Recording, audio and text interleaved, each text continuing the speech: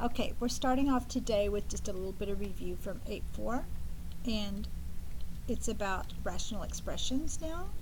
And this is just a little review on yesterday, is to find any points of discontinuity for each rational function. So what we did, we've already done this, is we factor each term that we can factor. So this factors, and then you find x plus 5 times x plus 4. Okay, so because these factor out, we've got a point of discontinuity, a removable point of discontinuity at x equal -5, and then we've got a point of discontinuity at x equal -4. Okay, and then we went through the rest of these. Okay, and because we went almost through the whole lesson yesterday, we're going to pause right here. That's just a quick review of the first few problems. Now, how do we take things with finding points of discontinuity? What's a hole? What's an asymptote? What is your x-intercept and your y-intercepts? And how can we use all of those together to graph? And that's what we need to wrap up on yesterday's lesson. So let's go back to 8.3, get that assignment out quickly, and I'll go to where we left off.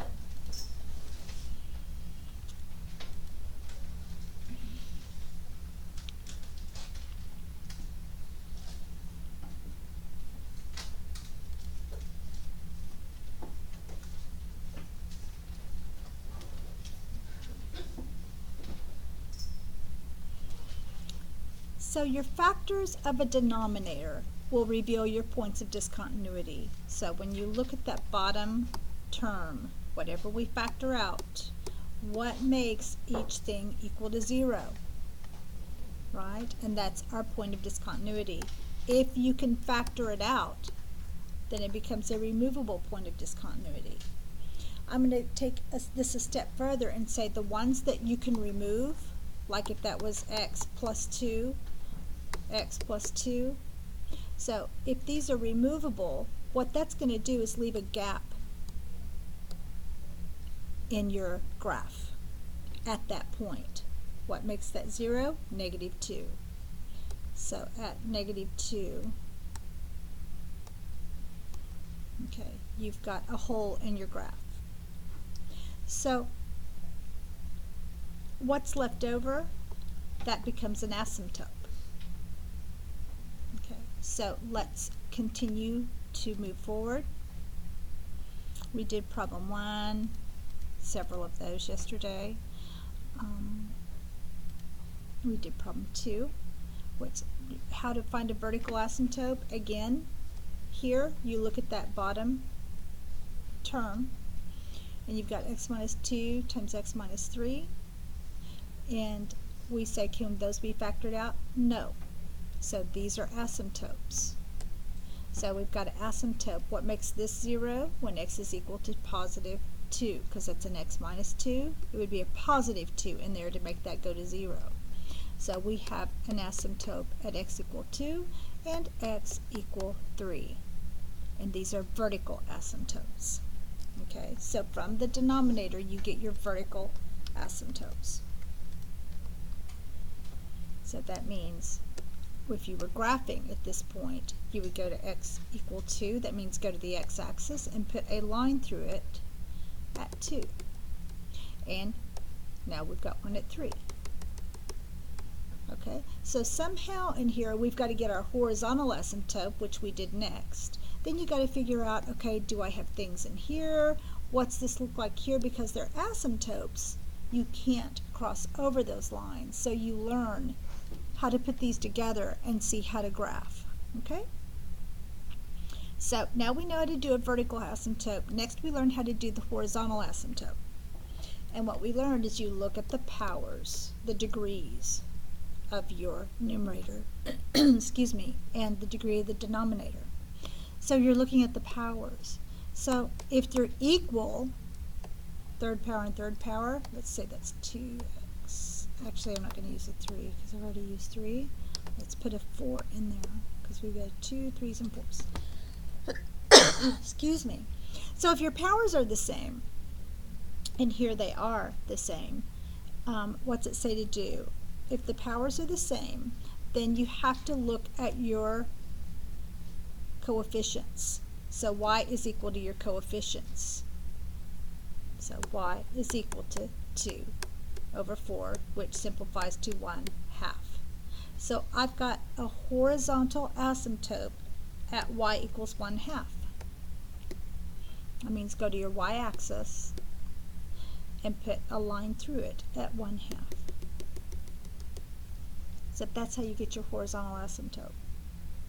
Right? So if they're equal, you look at the coefficients. Just y equals the coefficients of the highest power, the highest term. Now, what happens if they're not equal?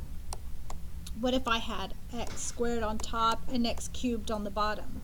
So this is my m value, that's my n value. So m is less than n. Let's see, right here. If they're less, if your top is smaller than your bottom, excuse me, the graph has a horizontal asymptote of y equals 0. So it's just the x-axis. Go to the y-axis and put a line through it at 0. Right? So it's just the x-axis. So that's when it's smaller on top on the numerator than it is on the denominator. Okay, so that's how you do that one. Well, what happens if it's reversed? What if I have x to the 5th over x to the 3rd? So if my m value is greater than my n value, then the graph has no horizontal asymptote. There's none. Nothing horizontally. Okay?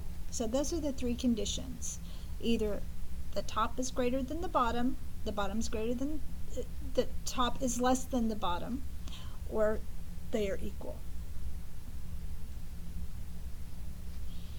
What I think of on this one, when the power on top is greater, that one I remember right away all the time, because think about this. If we were to simplify this, that would be like x to the 5 minus 3, which gives us x squared. Well, there's no fraction in that. Or you could look at it this way. X to the 5th power is x 5 times over x to the 3rd power 3 times. Right? So now factor everything out. That factors, those cancel, those cancel. Oh, I'm just left with an x squared on top and a 1 on the bottom. So I don't have a denominator anymore. So there's no horizontal asymptote because I have no denominator. So that's another way to remember that one. So greater than, less than, or equal. If it's less than 3 on the top, 5 on the bottom, then it's the x-axis, y equals 0. If the top is greater than the denominator, then there's none. And then if they're equal, then it's going to be the coefficients of that greatest power. So let's put those to use. So we looked yesterday, what's the horizontal asymptote for this rational function? So again, look at the powers. Well, that's a first power and a first power. So they're the same. That means you have to look at the coefficients. And if there's not one, it's just 1. So it's going to be 2 over 1 or just 2. So it's y equal 2. Okay. Here, we've got an x squared on the denominator and an x in the numerator. So the top is smaller than the bottom, so it's going to be y equal 0. It's just your x-axis. See how easy that is? And then the last one, we have x squared on top and an x on the bottom, so there's no horizontal asymptote. So problem 3 went with, let me turn this back around. Problem 7, 8, 9. Okay.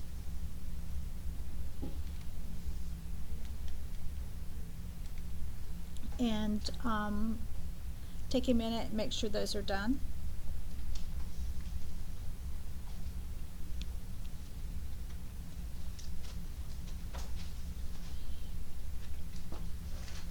So they start you off with number 7. It says the degree is 1 on top and the degree is 1 on the bottom. So they're equal degrees, so what do you look at? Their coefficients. I'm looking at number 7 on your worksheet.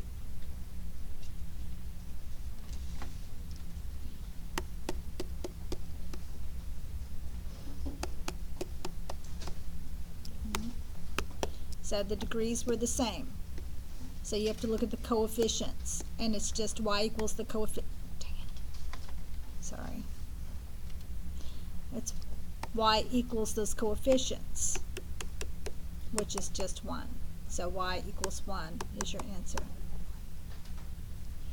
How about number 8? We've got y equals x plus 2 over 2x squared plus minus 4. Okay, so what's the highest power in my numerator? My highest degree is 1. And what's my highest degree in the numerator? I'm sorry, denominator. 2. Thank you. So the top is smaller than the bottom. So what does that mean?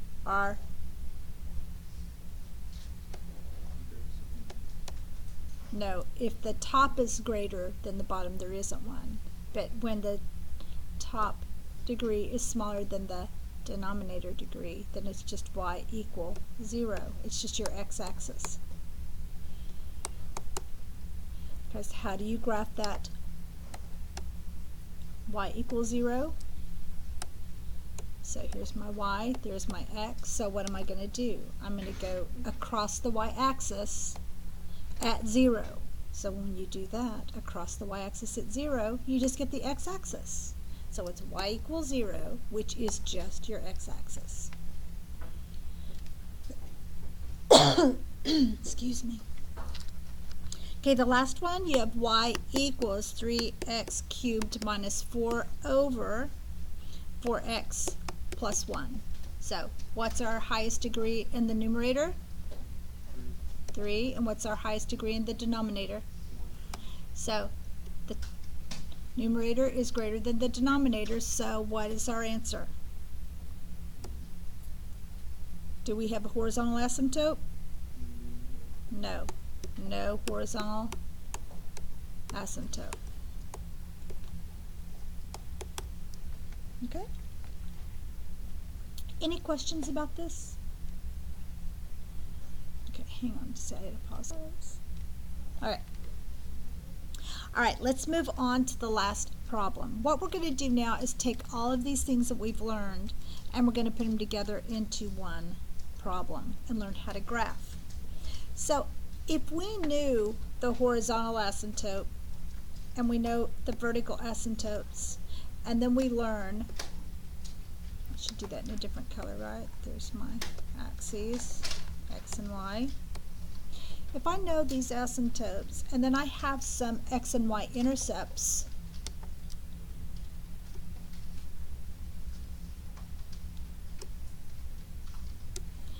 I can quickly just pick a couple of other points and figure out what does this graph look like. Right? So this one's going to do this, maybe, right? Sometimes they'll do this. And we've got to graph what we can and then pick points beside it to see where are these lines going. So let's look at an example here. So they give us an equation. What is the graph of the rational function? Y equals x squared plus x minus 12 over x squared minus 4. So the first thing we need to do, I see we've got a difference of 2 squares right there, and we can factor this numerator out. What, 2 factors of negative 12 add up to be 1, right? How about positive 4, negative 3? So you rewrite these first and factor them out.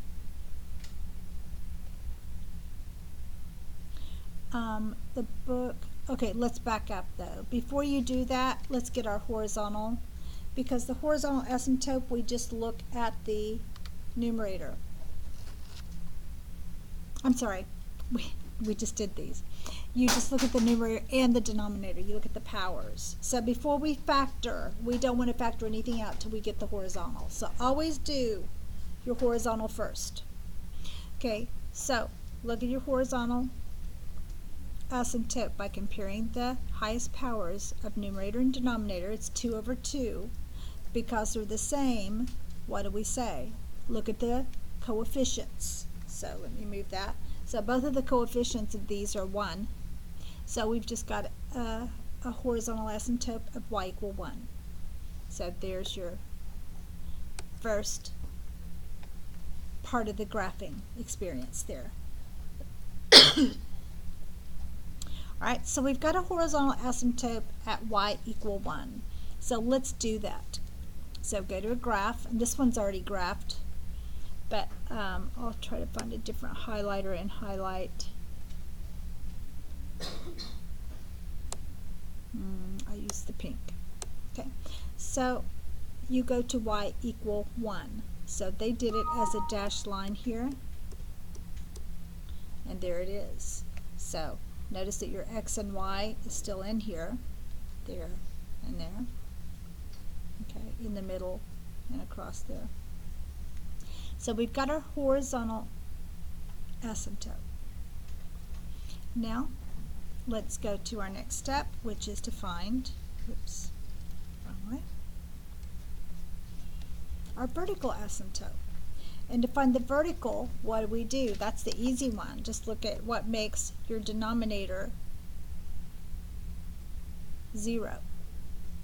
So after we factored, we noticed that we've got on the denominator x plus 2 times x minus 2, because that was the difference of 2 squares there. Right? So what makes these 0? So for this one, you've got a x equal negative 2. At x equal negative 2, we have y equals 0. And what makes this one 0? When x equals a 2. So we have 2 vertical asymptotes there. Okay. Oh, and I need to also point out, realize that those couldn't be factored out. Right? Neither of those could be factored out because you had x plus 4 on the top and x minus 3. None of those were the same where you could factor them out. So we have 2 vertical asymptotes. Now let's graph those at x equal negative 2 and x equal 2. So now I'll get the highlighter again. So at negative 2 and positive 2. So now we have these asymptotes. Now, if we were just graphing this, we would have had, there's your axis, and now you're going to have something like, we had the horizontal there, and then we had a 2 and negative 2. Now what we're going to do is get our x and y intercepts. So if we have an x-intercept, or excuse me, a y-intercept here, we would know that there is something going on up here in this quadrant, and there's nothing in this quadrant below, right? If you don't get anything graphed down here, well, actually we could still get an x-intercept, right? But for right now, we know there's definitely something in this quadrant because we had an x-intercept there. Now, a y-intercept. Now plot your x-intercepts. So if you had something here and here, you would know, okay, well, I've got something in this quadrant, or this section, and I've got something in this section. And there's nothing here, and nothing here because I don't have any points in it. Do you see that? So the next thing we need to do is find our x and y intercepts. And after that, then we'll pick points beside those intercepts and see, well, is it moving up? Is it moving down? What's it doing? Is it going over here and over there? Is it one of these? Right? So that's what we're going to do. So let's continue on with this problem. So the next step, step 3, is to find your x and y intercepts. So remember how to find the x-intercept?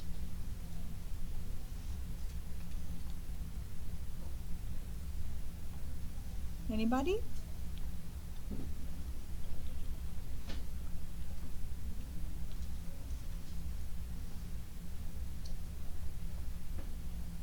The x-intercept, you just look at your top.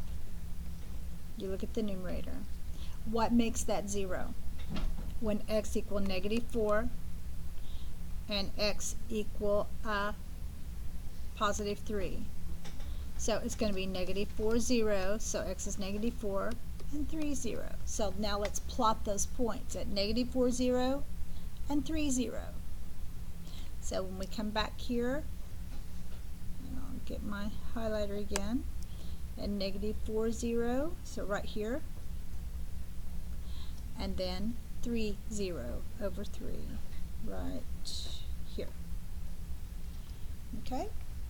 So there's my x-intercepts. Now we got to get my y-intercept. How do we turn the y? How do we get the y-intercept? Turn our x's to zeros and solve.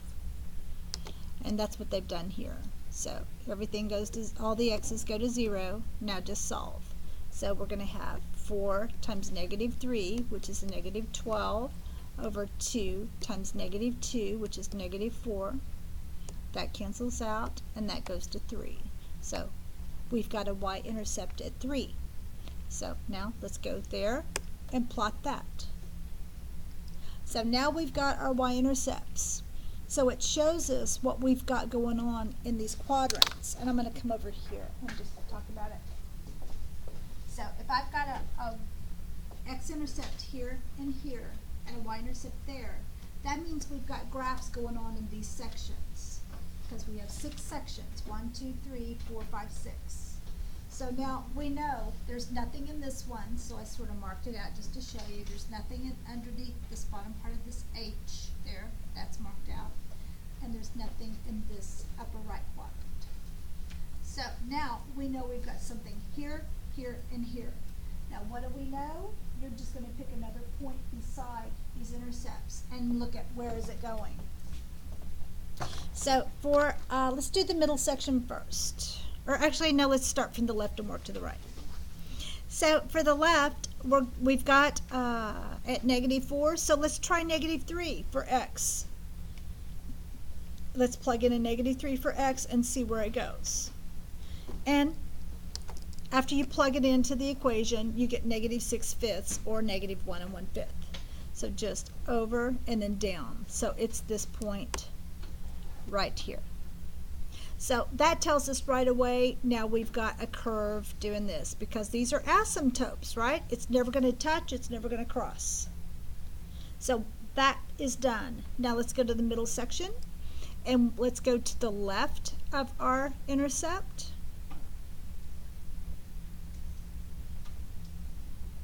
And so let's go at -1. So when you plug in a -1, you're going to get a +4. So here it is. -1, +4, but it goes up to down, but these are asymptotes. See this whole H right here? This whole thing has to be one graph. So we've only got the first 2. Now when you go to the right and let's just plug in a 1 and see what we get, you get 3 1/3. So, which gives us our last point, which shows us, oh, this is a U-shaped curve moving upwards. So at that point, here, let me erase all my fluff here. At that point, you've got this. Okay? So we've got this guy and this guy. Now lastly, we had this point here. Now let's just go to the right of it and see where it goes. And when you plug in a 4 for x, you're going to get 2/3. So 4 2/3 is going to put us right there, which gives us proof, okay, that's a curve that does that. So here's your graph. And that's, I hate to say that's all there is to it because it's a lot of steps, but truly when you go through a few, not talking through it, it goes pretty fast. So here's, just remember the steps, okay? So the steps are, the first one is to get your horizontal asymptote, then your vertical asymptote, then get your x-intercept, then your y-intercept. Then graph all these things, mark through or decide where your graph's going to be, which sections is it going to be in, pick points close to your intercepts to see exactly where that graph's going. Then graph it. That's all there is to these.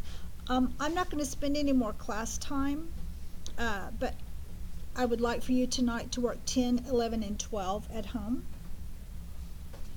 And then we'll turn that in first thing tomorrow. Now I want to move right into the next lesson because we can do this in like 5 minutes and then you'll have that homework. And I promise you this next lesson is so easy. It's like you'll be relieved. Nothing real tedious. It's just makes this one look like it looks really easy compared to what we've been doing. So remember, we've been working on rational expressions, which is a quotient of two polynomials. It means we have some big thing going on up here, something going on down there. Two polynomials, so it's like more than one term for both numerator and denominator. So what we've been doing is putting these in simplest form, then factoring, then simplify. So factor first, cancel out your common terms, and then simplify it. And that's all we've been doing with our rational expressions. Now we're going to combine rational expressions with like our division and factoring. This is fun stuff. So think back to Algebra 1. Sorry, I hit my watch. Hush, Mickey. All right, so is this simplified? Yes or no? Yes. Okay, I heard a yes and a no. Let's factor this out. X is just x. X squared is x times x. Is there anything I can factor out here? That cancels out right there. And I'm left with 1 over x. So this is not simplified. Okay, this is simplified. Everybody good on that? Let's look at the next one. Whoops. All right, is this simplified? Yes or no? No. What can I cancel out? X minus 3. Yes. And then I'm left with what? 3 over 1, which is just 3. Okay? So it wasn't, but this is.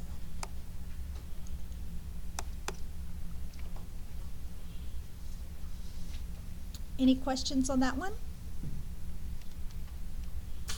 Next, is this simplified? Well, you have to get on your whiteboard and hammer this out. Factor it out first. So everyone factor out your numerator and denominator. Then tell me, is there anything I can cancel out? When you finish, then compare your answers up here. But don't look at me to get started. Start factoring down there on your paper. So you have to do, actually you can use your magic X, but by this point where we're at, what 2 factors of -6 add up to be -1? You should be seeing these without doing a magic X. But if you still need to do your magic X, go for it. I think I see the ones you.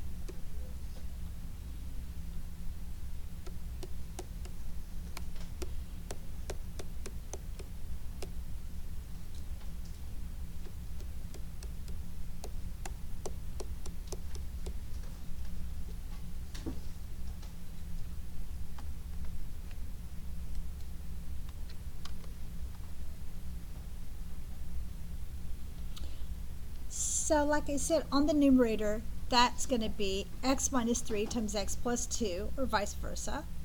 And then on the bottom, again, you're saying what 2 factors of -2 add up to be a +1. Well, that's going to be +2 times -1. +2 times a -1. When you multiply them, you get a -2. When you add them, you get a +1. So that's what your denominator is going to simplify to. Now, after you do these, what can I cancel anything out? Does anything cancel out? Anything Yeah. the same? What, James? X plus 2, X plus 2. That cancels out. And then I'm left with x minus 3 over x minus 1. Okay? That's all there is to this. See how easy that is? And this is a lot of what we're doing today. So let's continue. Any questions though before I move on? All right. Now remember, when we have things in a denominator that can turn it to 0, that's undefined. So we say those numbers that turn this denominator to 0 are not included in our solution set. So we can say, well, x cannot equal 1 and x cannot equal -2. Oh, but wait. These can cancel out. So I'm just left with x cannot equal 1. But if you never factored this out, you still have to pay attention, because what if they never factored? You still have to qualify that first one. X cannot equal a -2 as well. Even though it canceled out, we still have to state that, just in case, okay? Let's look at the first problem. Actually, I'm going to move straight to the third problem. And actually, let me back up a little, so if you are looking at how many you want to pause, you may. But by the time you work the third one, it includes both 1 and 2. So there's this one. There's problem 2. So what they're doing is what happens when we divide a fraction by a fraction. If I have 2/3 divided by 6/5, what do? Well, to divide a fraction by a fraction, you flip the second term and change to multiply. So this becomes 2/3 times 5/6. So flip, reverse those. Take the reciprocal and multiply. So now, when we multiply, we get 5 times 2, 10, and 3 times 6 is 18, which we can simplify to 5/9 and 9. 5 is prime, so we're done. Okay? So if I gave you a polynomial, a big, long polynomial, and I divide it with another big, long polynomial, well, what are we going to do? We're going to do the same thing. We're going to take the first polynomial, and if I had AB divided by BC, CD, what are we going to do? We're going to flip these and multiply. No matter how big or small the polynomials are for A, B, C, or D. That's the same rule. So let's look at this problem 3. So they give us,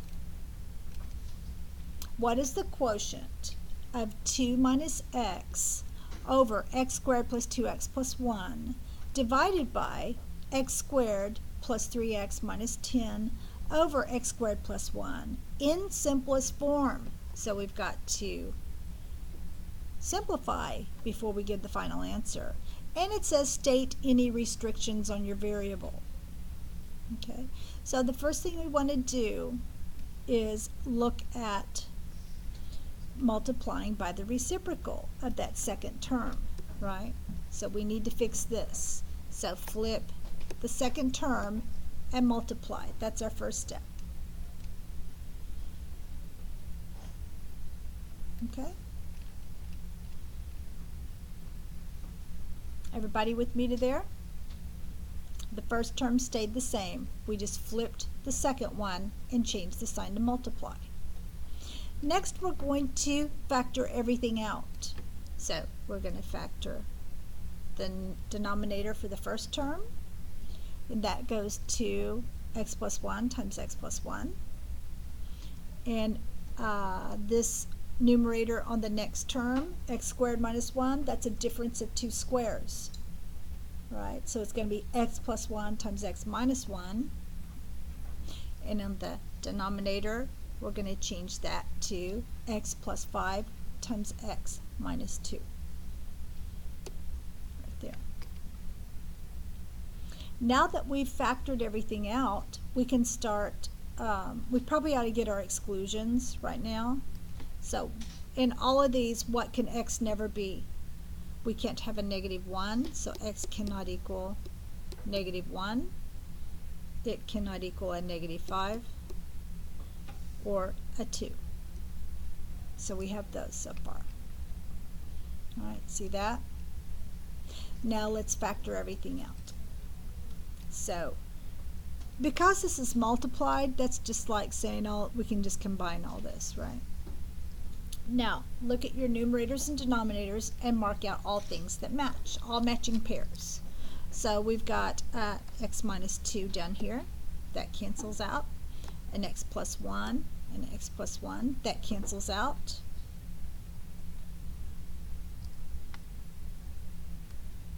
Oh, I forgot to point out something. Hold on. Let me back up a little bit because I skipped a step. This was a 2 minus x. Well, we had 2 minus x and x minus 2.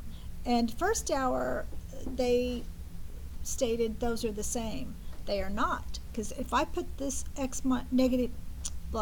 if I put this one in order, it becomes negative x plus 2, which is completely different from x minus 2.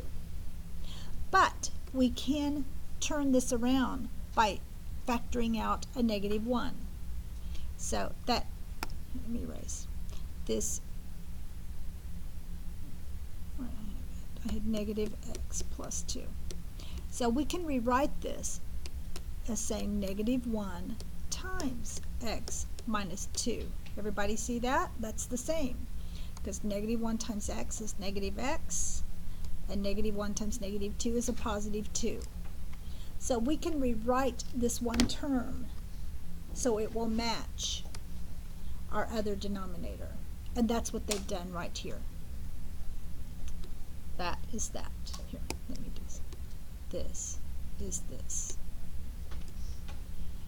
Okay, now that they've done this, you can factor out the x minus 2. Right? Now, we can also factor out an x plus 1, and only one of them. Oh, you can only factor out or cancel out pairs. Okay? So we're still left with this x plus 1 and this x minus 1 and this x plus 5 and this -1. So after you cancel these out, there's the canceling, the x minus 2's and the x plus 1's. Now you put it back together, what was left over, and this is our remaining. So there's our remaining factors, and that's your answer in its simplest form. Now you've got to identify your restrictions. So we definitely had the previous ones. We had -1, -5, and 2, right? Now let's still look down here and make sure nothing else popped up. So this would be x equal -1, it cannot equal -1, and it cannot equal -5. But we still had that -2. So don't forget about that guy, or +2, excuse me. So those are our 3 restrictions. So as soon as you factor it, before you start canceling anything out, grab your restrictions. Then at the end, double check again to make sure there's nothing else. So out of all this, it was just x cannot equal, there's that -1, it cannot equal -5, and we already had the -1, oh, it cannot equal 1, oh,